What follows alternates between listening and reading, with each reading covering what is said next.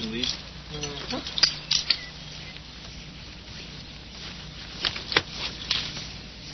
Marilyn, how you doing over here? Pretty good. You about ready to go? Yeah. Let me check your horse, make sure it's doubled back. That's good. This is going to be a little bit harder than anything you've done before, but I think you're going to be able to do it. Yeah. How you feeling? I think I'll be able to. I got a reason.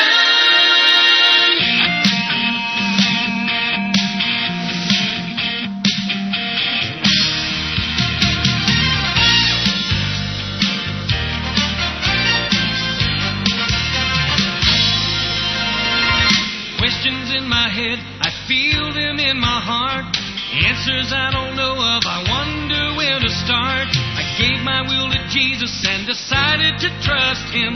He gave me every reason to give up all my sin. I know what you're feeling, I've been there before. If you just let Him in, He'll be waiting at the door. I got a reason to walk the straight and narrow.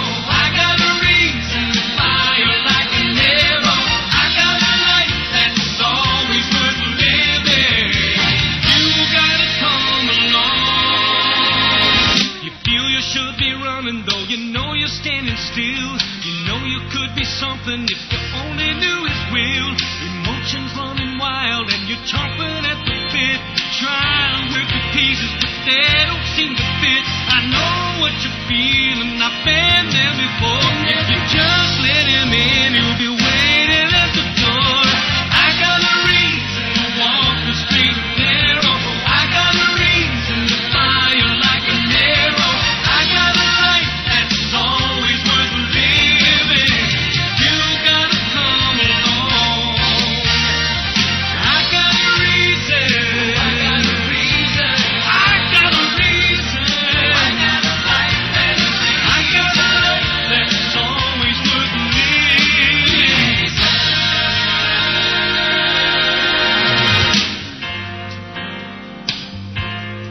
The question is safe sex really safe? In this age of AIDS and other sexually transmitted diseases, what risk would premarital sex pose for you? In this video, Dr. James Dobson teams up with Dr. Joe McElhaney to give you the information you need to make wise choices. Let's join Dr. Dobson now as he prepares to unmask the myth of safe sex.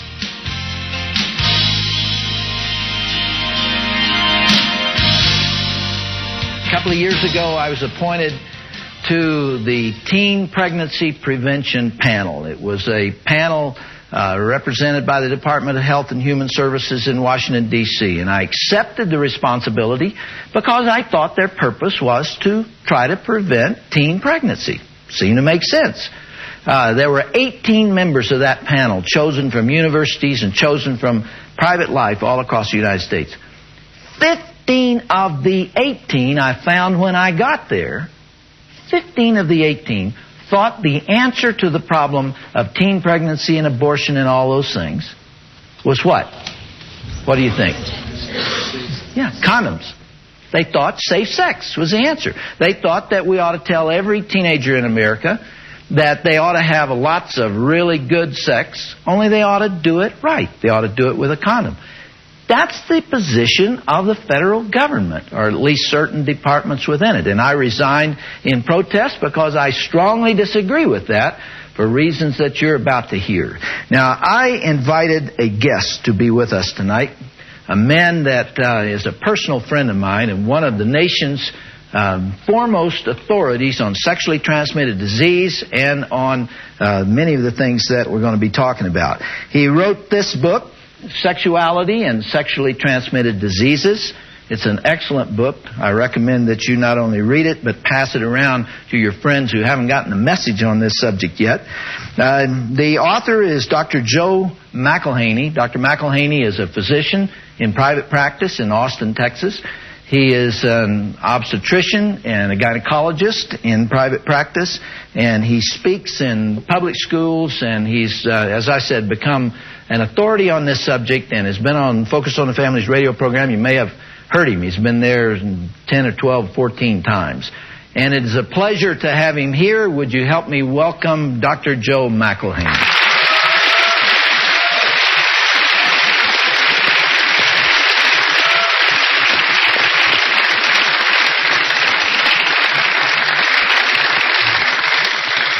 Dr. McElhaney, appreciate you being here. You flew over from Austin to be with us tonight just for this purpose.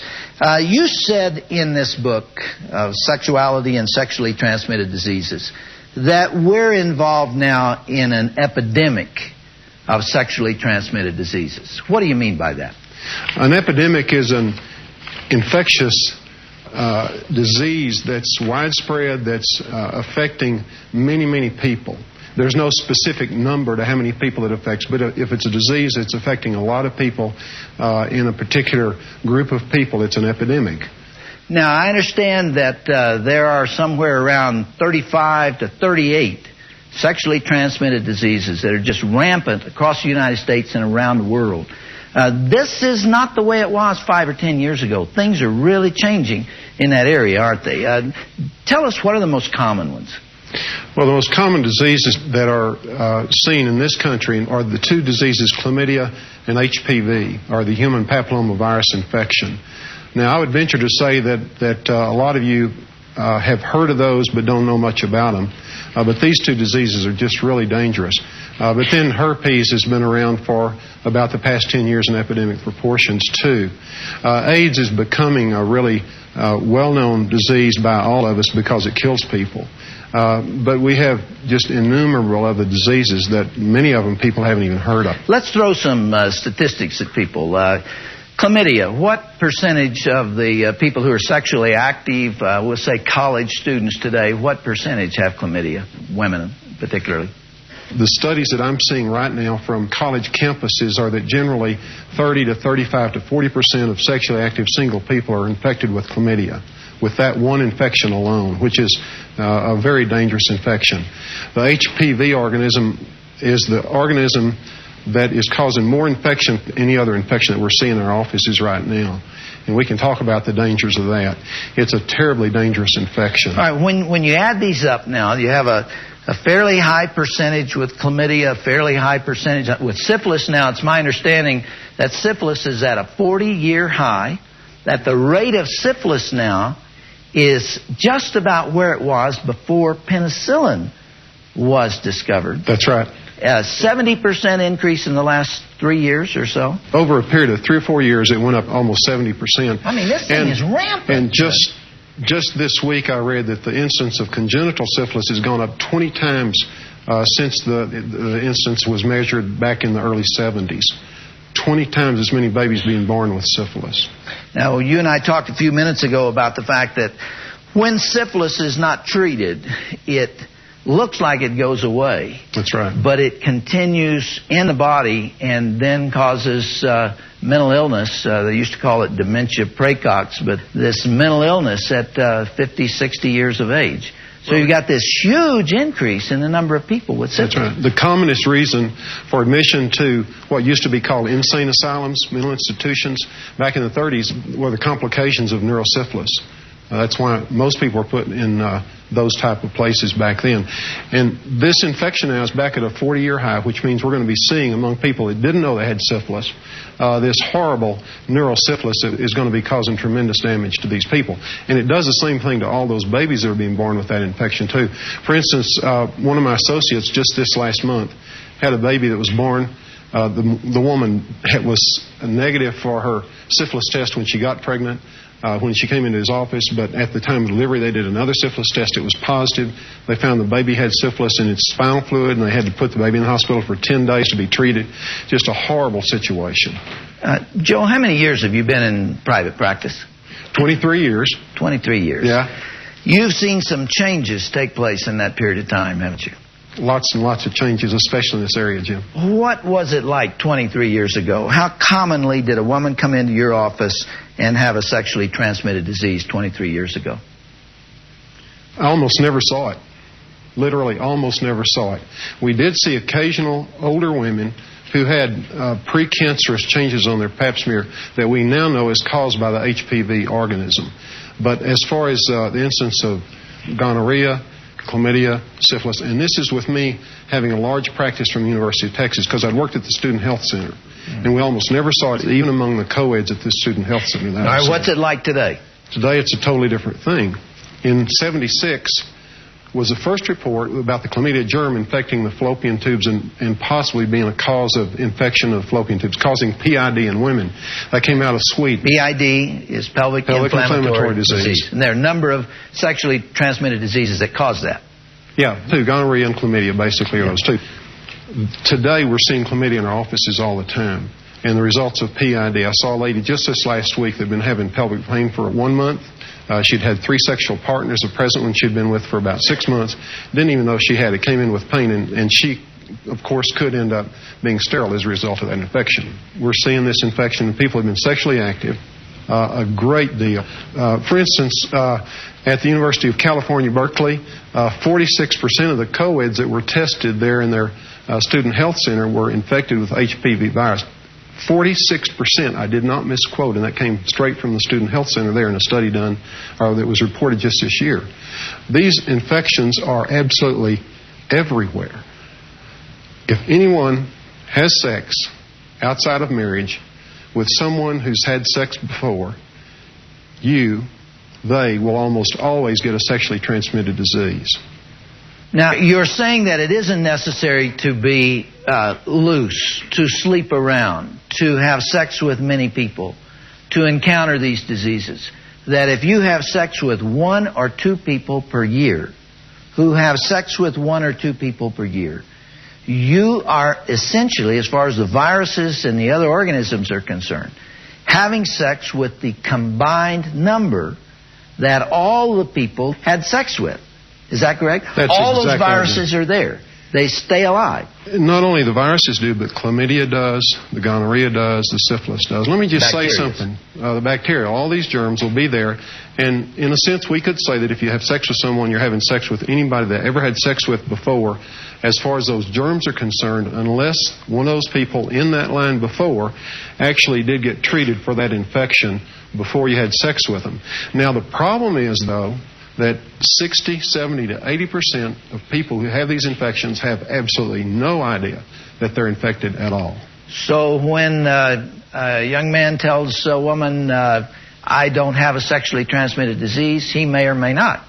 In other words, he may not know that he carries it. Well, he very likely won't know that he carries it because, again, from 60 to 80% of times with any of these infections, he won't know he has it. And he may be totally honest with a girl in saying, look, I don't have a sexually transmitted disease. I'm safe and you can have sex with me and be okay.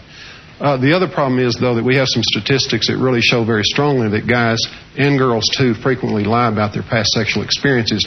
Even if they're having sex with somebody else right now, that they'll often lie about that, too. Now, I would like you to give us a little information, especially about the human papilloma virus, HPV, which I understand would be getting headlines if it were not for HIV, for AIDS. Yeah. HPV also causes death in a certain percentage of the people, but you're not hearing it. Describe it. Well, the HPV organism, it's a human papilloma virus, is a type of virus that infects the genitalia of both men and women. In men, it causes little bitty warts that frequently aren't seen. I was talking to the urologist during this past month, and they said that usually they can't see those little warts on men very well, and it's because men's external genitalia are sort of dry and they don't grow very fast there, but they're there. If a man is uncircumcised and has that infection, he does have a chance of getting penile cancer later on. It is the cause of cancer of the penis, which isn't a very common cancer, true. But it does happen. But it does happen. And that's bad cancer, guys. You know, we'd all agree. I think they believe you. I wouldn't want it. Girls, too. Okay, so for men, it's not that bad unless you get that particular problem. But they carry the organism, and they often don't know it's there. And they pass it to women when they have sex with them. And again, it's one of those that they really don't know they have. But women pick this virus up very easily, and it causes venereal warts in a great number of people that get it. Venereal warts are a terribly aggravating infection.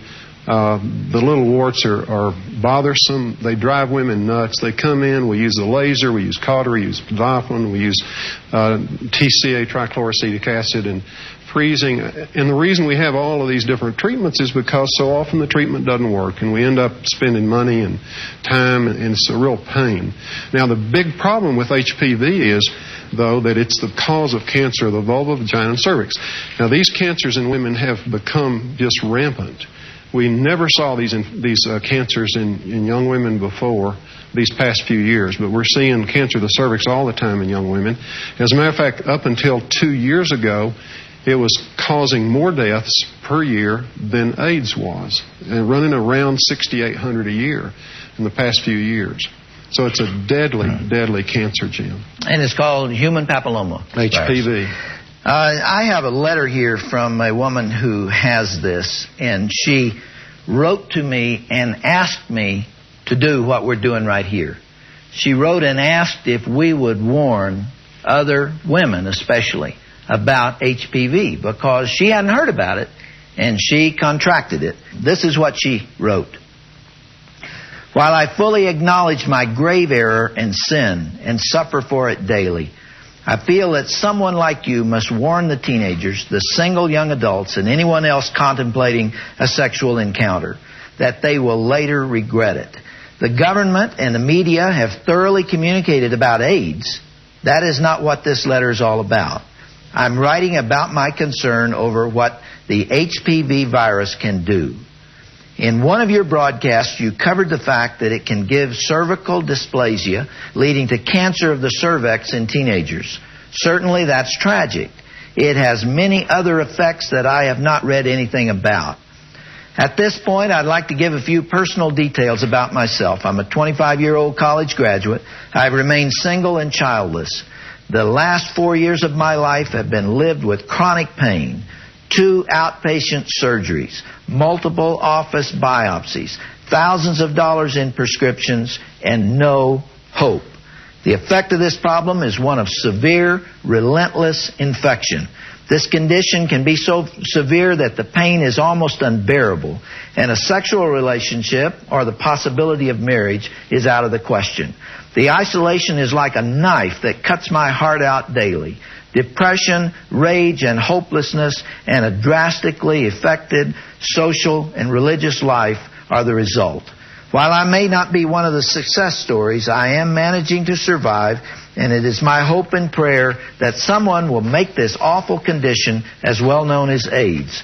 Physicians say they are seeing this condition more commonly. Females are being sentenced to a life of watching others live, marry, and have babies. Please take what I have said to the airways. Thank you for listening, Dr. Dobson. It is my hope to meet you someday and tell you of the victories I have attained. My life is a story within itself. However, this obstacle has been the one that I cannot gain victory over. Are you hearing stories like that? Jim, why is this not in the press? Why are we not hearing this on television? I think that we don't hear it because physicians really don't know what to do with it, and I think that educators don't know what to do with it, and when people don't know what to do with something, they tend not to talk about it. I got a call from a guy in Arizona who had had this same problem for 7 years. They'd been doing biopsies of his penis, the skin of his penis, and treating it with cautery for 7 years. He said, Dr. McElhaney, it's driving me nuts. He said, I'd like to get married. I'm 33 years old, but I feel like I can't because I've had this problem so long. And we're seeing that all the time. Look, when you hear something like this and the kind of thing I'm saying, you can feel it that there's too much drama, that it really couldn't be that bad, and that your friends haven't told you they're having this kind of problem. I'm saying it's present in 30 or 40% of your sexually active friends, and they're not telling you that. But believe me, that this letter's right and what we're saying is true. The most common thing I hear people say who are talking the way we're talking here today is, we'd sure like to save those kids from this kind of problem, or save those young people from this kind of problem. But their answer is safe sex. Their answer is safe sex. I know how you feel Ours about is that. Different. That's Talk right. about safe sex. I saw an advertisement on TV one day, and there was this really sad-looking lady. I mean, if she didn't have AIDS, she sure looked like she did, but she really was so sad, and she said, look, if you don't want to have AIDS, use condoms. And it made me furious because I knew that what she was saying was, kids, just go out and use condoms and you're okay. All you have to do is just use condoms and you're safe. In a program in New York City where there were a bunch of sex educators, some of the top people in the country, the lecturer started talking about this. She said, now, I want to know how many of you in this audience, you people know all about sexually transmitted disease, you teach it all the time, how many of you knowing that if someone had AIDS, they were the person you'd lusted for 15 years, and this person finally said they'd have sex with you. And just before you went into the room with them, they said, now, by the way, I have AIDS. I didn't tell you that before. How many of you would have sex with that person just trusting a condom to protect you? And not one person in that audience raised their hand. Until a little bit later, one person way in the back did. So people that know the truth about this stuff would not trust a condom to protect them from somebody who knew had AIDS. Why not? The reason they won't is because, first, the federal government approves condoms. In a batch of condoms, 4 per 1,000 have holes in them. There are recent studies that show that a huge number of condoms rupture and break and leak when they're actually used in human beings. The tests they do when they test condoms at the companies are done with these sterile machines that don't wear and tear, so the condoms break. And I'm sure all of you have been exposed to these illustrations about how to use a condom. It shows the erect penis, and it rolled on just right and held at the base when it's taken off, and no leakage and all this stuff. And it always says on there, don't expose them to sunlight, don't expose them to cold, protect them just right. And nobody does it that way. They tend to put them in the billfold and leave it there. What does that do to the... It destroys them and they break. Okay? So first, they're manufactured with holes in them. Second, very few people use them right. Third, I have not ever seen any study anywhere with a higher use than 50%. But when you start looking at those studies, you find that really only 6 or 8% of people in those studies say they use them all the time. So that means the 50% that use them are missing them and just not using them when they don't feel like it. Married people, you know, in our day and age when that was the only contraceptive, we didn't like condoms because we knew that 20% of women per year got pregnant. Now, you can only get pregnant, girls, one 24-hour period. That's how long the egg lives after it's released from your ovary. Per month. One 24-hour period per month. And yet, a sexually transmitted disease is there 24 hours a day, all the time. And yet, 20 to 25% of people get pregnant using condoms, or even for birth control. Do you guys catch that now? Because pregnancy can only occur in one 24-hour period per month, and yet those that use condoms to prevent pregnancy have a 20% failure rate per year. Now, you take that one day and you expand it to 30 days or 31 days per month that you can catch a sexually transmitted disease, and you're expecting the condom to prevent them. You know what they call people who use condoms to prevent babies? What? Parents. Oh.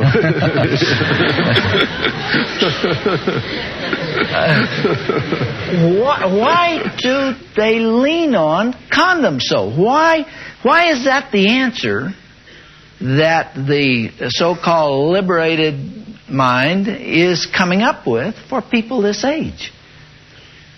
They know the statistics you just gave. Sure, they know the statistics. They think that if we can just fill your minds more and more with condomies, that we can get you to use them. Okay, so they think that in a group this size, if we can increase the rate of condom usage from 40% to 60%, we've saved some people.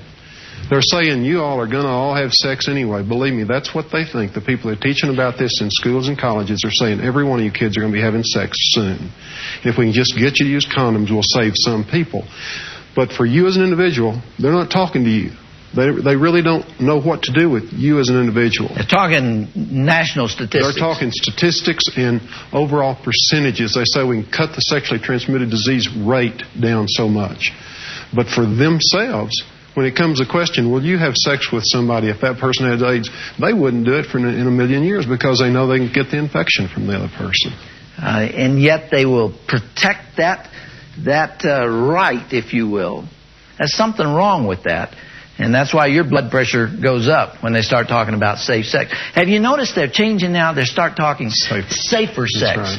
That's what you're going to hear. Safe sex, well, they can't defend that anymore, so they're talking about safer sex. That's right. Well, when you're talking AIDS, and where the consequences are death, and in HPV, the consequences for many are death, safer for whom? I hope that you can hear what we're saying, and we're really not trying to lay it on you and manipulate you.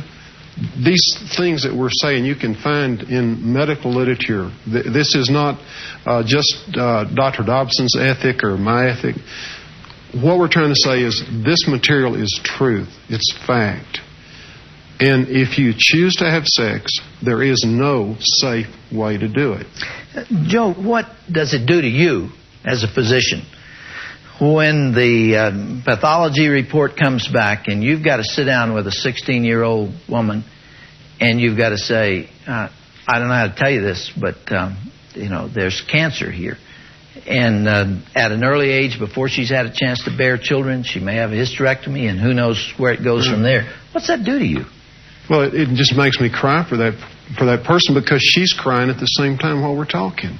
Let me tell you about a patient I had just this week. It wasn't a cancer, but it was a patient that I did a laparoscopy on. That's where you make a little hole in the edge of the belly button and put a telescope in and look. This lady had been infertile. She'd had an x-ray that showed that both her tubes were blocked, but we thought maybe they were just obstructed right at the entrance from the uterus. Did a laparoscopy, looked in, and her tubes looked like there had been molasses poured all over them. The fimbria, the delicate flower-like opening that receives the egg, was all destroyed. There was none of it there. The tubes were both enlarged about 4 times, 5 times their normal size. They looked like little wiener balloons sitting in there instead of the delicate little worm-like things that would be a fallopian tube. I had her and her husband back in the office just the other day to go through this. Now, I said, and I'd already gotten her history, but I said, did you ever have PID? No. Did you ever have an episode of fever and pain in your stomach? No. Ever have chlamydia or gonorrhea? No. Been married for several years. She said, I did have abortion a few years ago, back before we got married, and it wasn't a convenient time. And could that have done it? And I said, well, I don't know. Sure, you could have gotten infected then. But this woman had gotten the chlamydia or gonorrhea, never had any fever or pain or discomfort. It had totally destroyed her female organs. And I had to sit there and tell her that she was totally sterile. And these tubes are so bad, there's no way that with microsurgery I could fix them.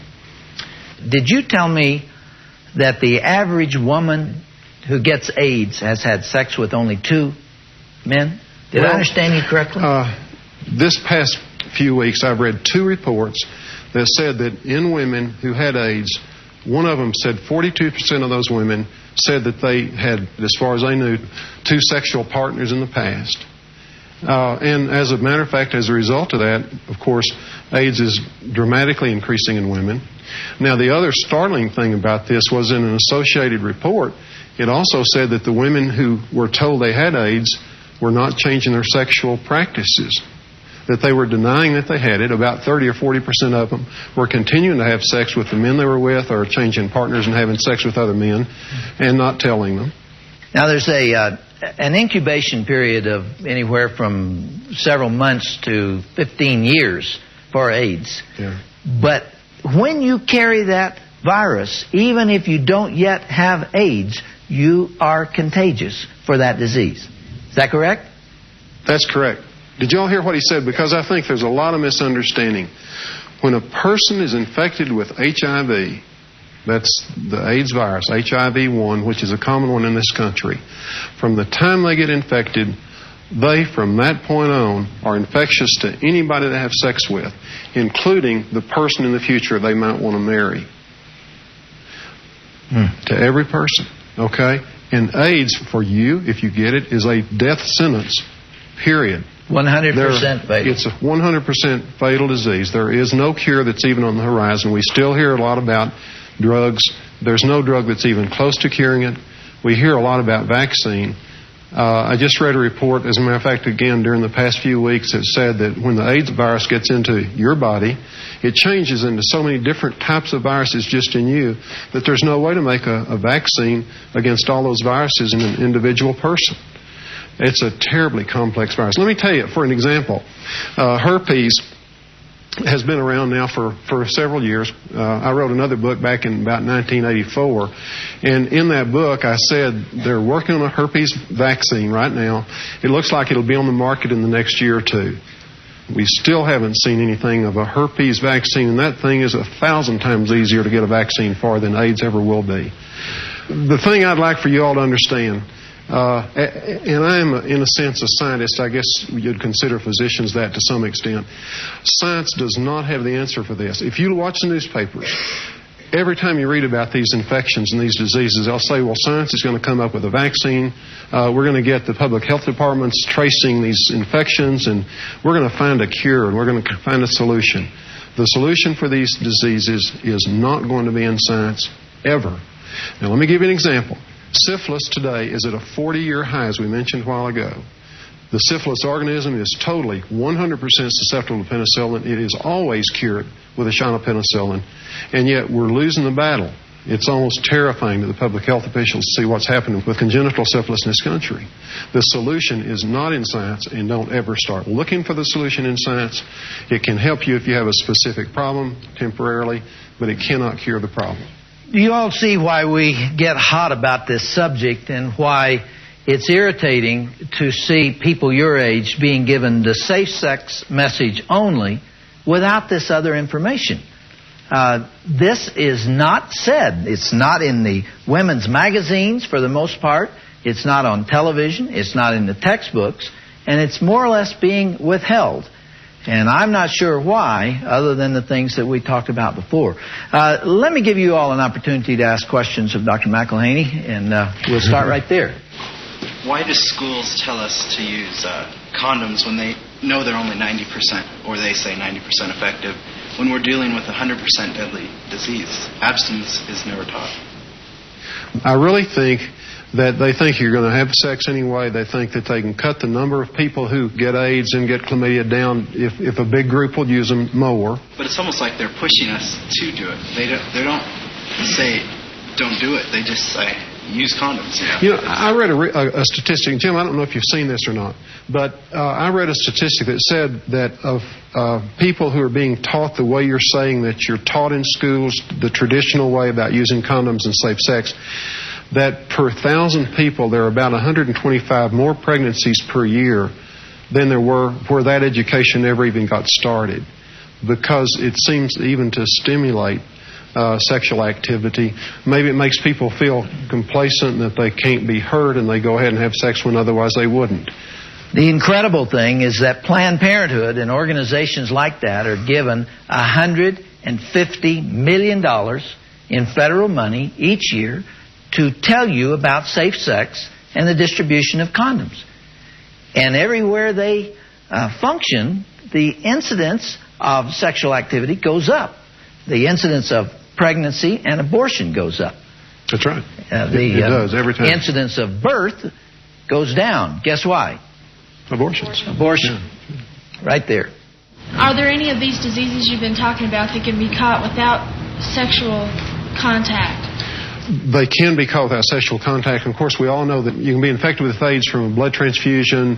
Healthcare workers like me who get blood through their gloves can get infected from that. You can perhaps pick the HPV organism up and some others from some mucus that might be left on a toilet seat or things like that. But let me just be real clear with you. These infections we're talking about, the ones we've talked about to this point, are sexually transmitted almost 99% of the time. The problem, the epidemic, is not from anything really except the sexual activity that's going on in our country right now among single people. Joe, do you worry about the surgery that you're doing with the rampant spread of these diseases? Sure.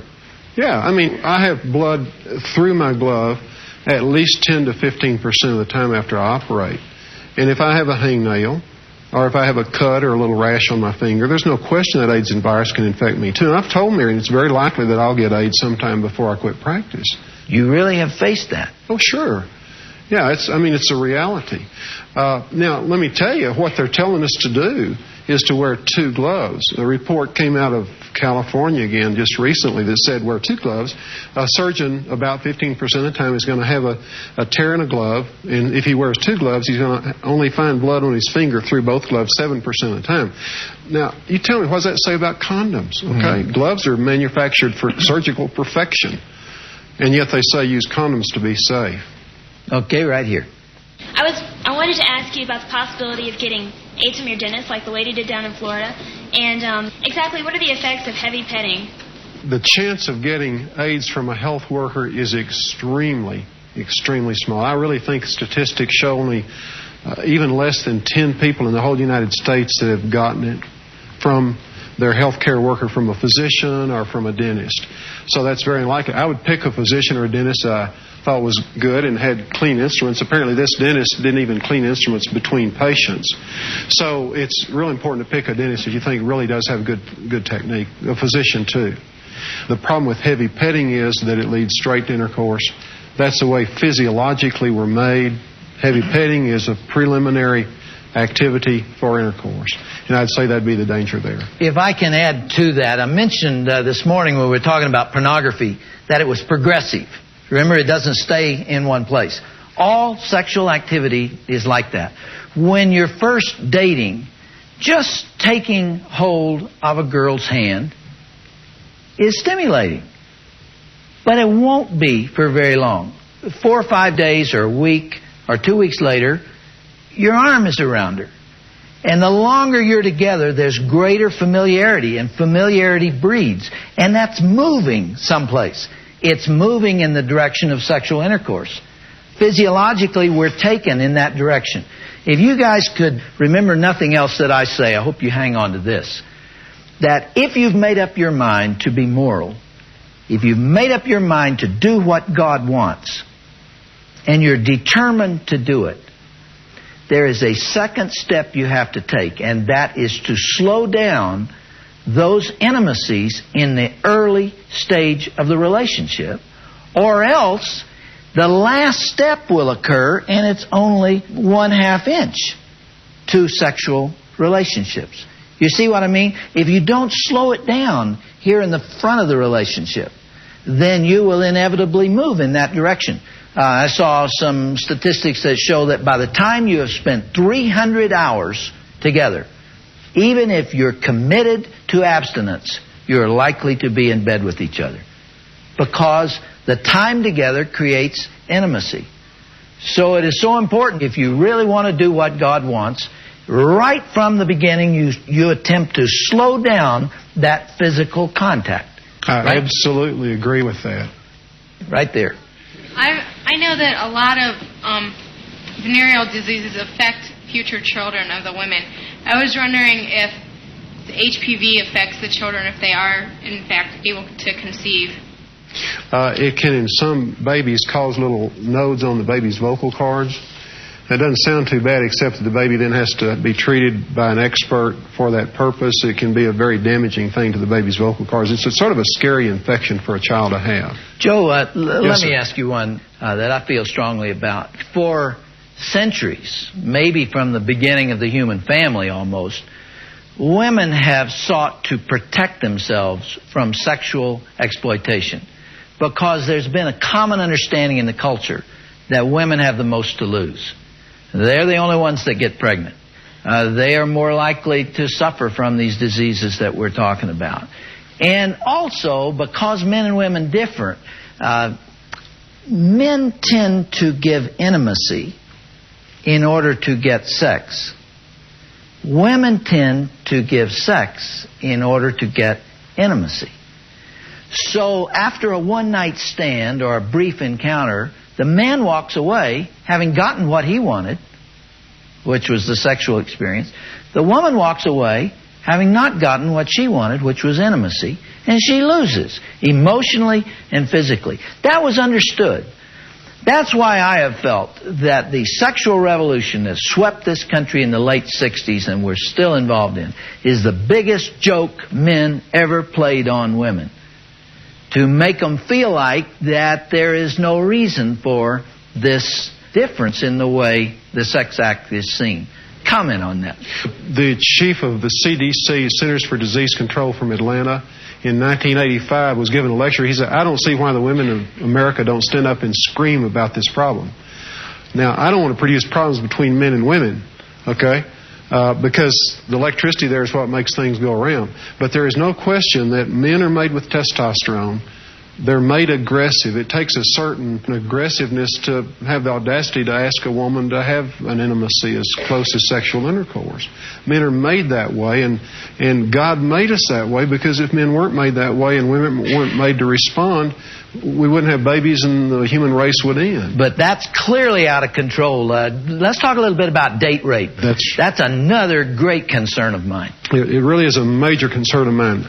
I'll be real straightforward with you, Jim, and with all you.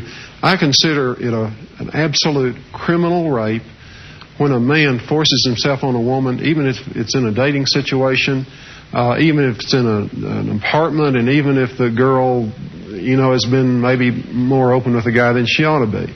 It's a rape if that guy forces her to have sex and she says stop at any point. How common is that? Date rape is extremely common. I've read statistics, again, these vary a lot, but at least 20% of girls that had sex the first time had it as an actual rape, where they were literally held down and forced to have sex. 20% of the time? 20%.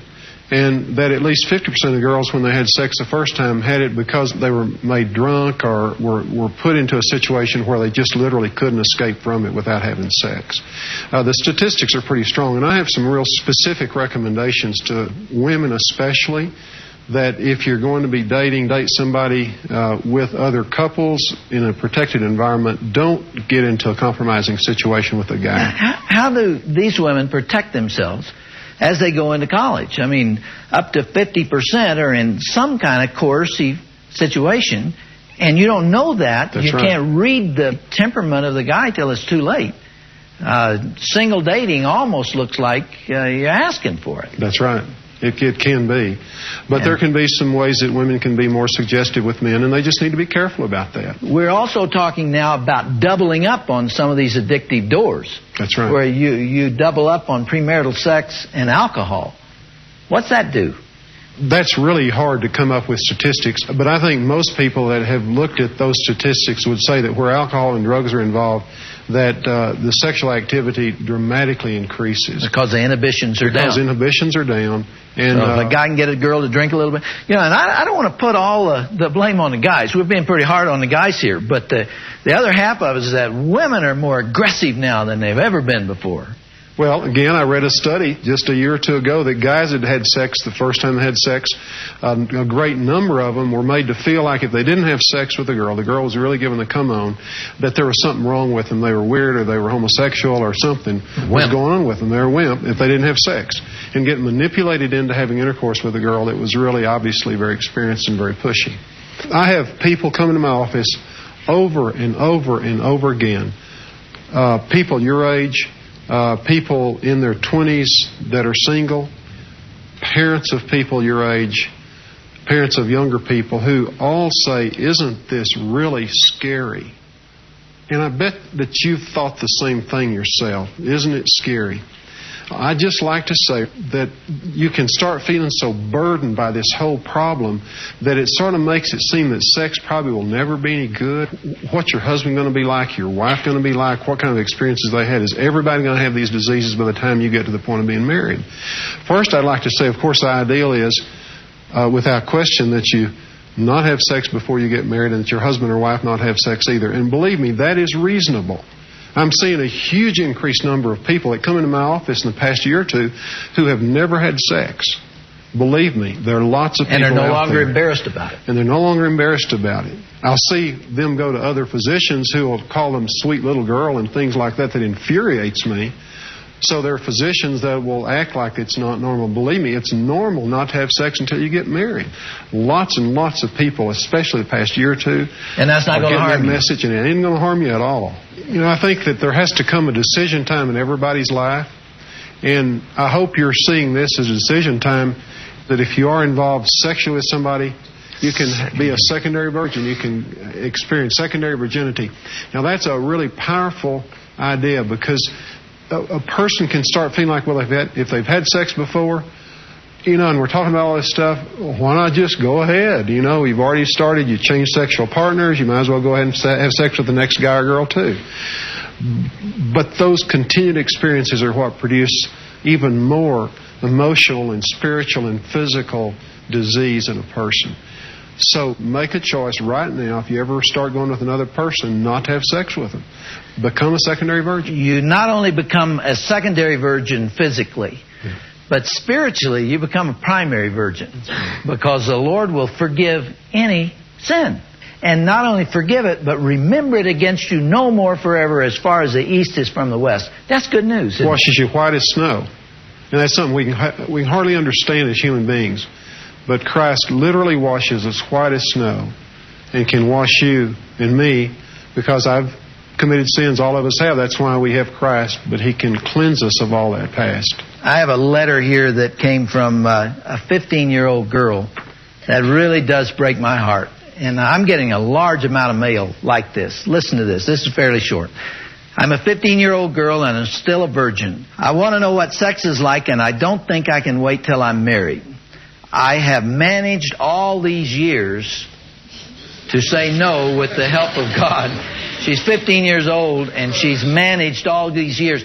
You see what I'm talking about, folks? You see why I talk about the pressure on this hallway? It's not just a stroll down there.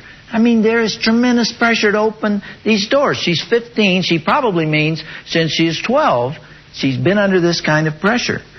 Right now, there isn't a guy pressuring me into have sex with him, but I was thinking about saying yes the next time. I know I will feel guilty for this sin, but I don't think I can hold up any longer. I know I can get VD or AIDS or get pregnant, but I'll pray that won't happen. See, that's called a presumptuous prayer. The Bible says the wages of sin is death. You can't say, Lord, I want to sin, but I don't want to face the consequences. I know also that God sees all, and what is done in secret will be revealed. I don't know what to do. Doesn't your heart go out to this young lady? It really does. The sad thing about that is, if someone starts having sex when they're 15, 16, 17, 18, along in those ages, the number of sexual partners they have is tremendously higher. I mean, like among 45% of them, if they've started having sex in those ages, they'll end up, usually by the age of 24, having at least 4, 5, 6 sexual partners. Statistics show that. It's terrible to start having sex at that age. Right down here. Do you believe AIDS and the HPV virus are punishment from God for man's immoralness? I personally don't believe that God brought those in and used them as a club to beat people with. See, my picture of God is a God that loves us so much that He literally gave His Son, Jesus Christ, for us. And in that love for us, He gave us the Bible to lay out, in essence, a roadmap to life.